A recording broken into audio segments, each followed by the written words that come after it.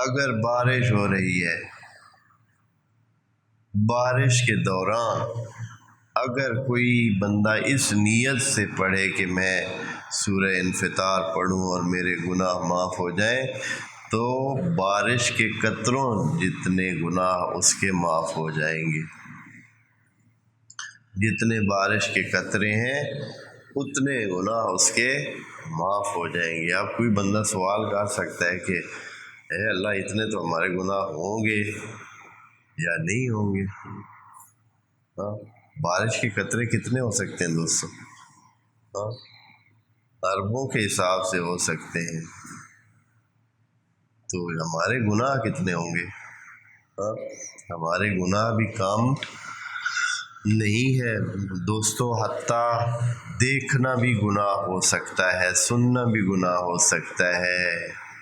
کتنے ہر لمحے آدمی گناہوں میں مبتلا ہو سکتا ہے، اور ایک فرض کریں کہ آپ کے ایک بات کرنے سے 100 بندہ متاثر ہوا ہے، آپ کا ایک گناہ شمار ہوگا۔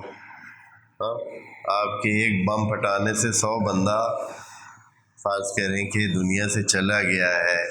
کسی کے ایسے بھی لوگ ہیں نا، ایک چھوٹا سا، یا کسی نے ایک دوا بنائی ہے، اب وہ کتنے لوگ اس سے ایک سے دوسرا، دوسرے سے تیسرا، تیسرے سے چوتھا متاثر ہو کر سینکڑوں بندے بیمار ہو گئے ہیں، تو اب اس کے کتنے گناہ ہوں گے جی؟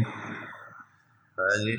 اور پھر یہ ہے کہ اس قسم کے انسان اپنے صرف گناہ ان کے نہیں ہوتے ہیں، بلکہ سینکڑوں، آپ جانتے ہیں نا غیبت کرنے والے شخص کا کیا حال ہوتا ہے کہ جتنی دیر وہ غیبت کرتا رہتا ہے اس کے جو گناہ دوسرے کے ہوتے ہیں وہ اس کے پلے ڈالے جا رہے ہوتے ہیں۔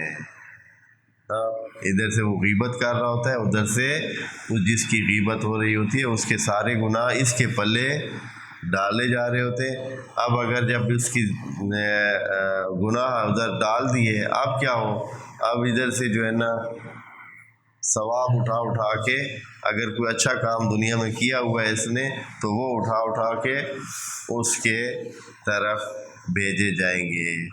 تو اگر کوئی بندہ بارش کے وقت سورہ انفطار کو اس نیت سے پڑھے کہ اس کے گناہ معاف ہوں، تو خدائے کریم بارش کے قطرات جتنا گناہوں کا بھار اس کا کم کرے گا۔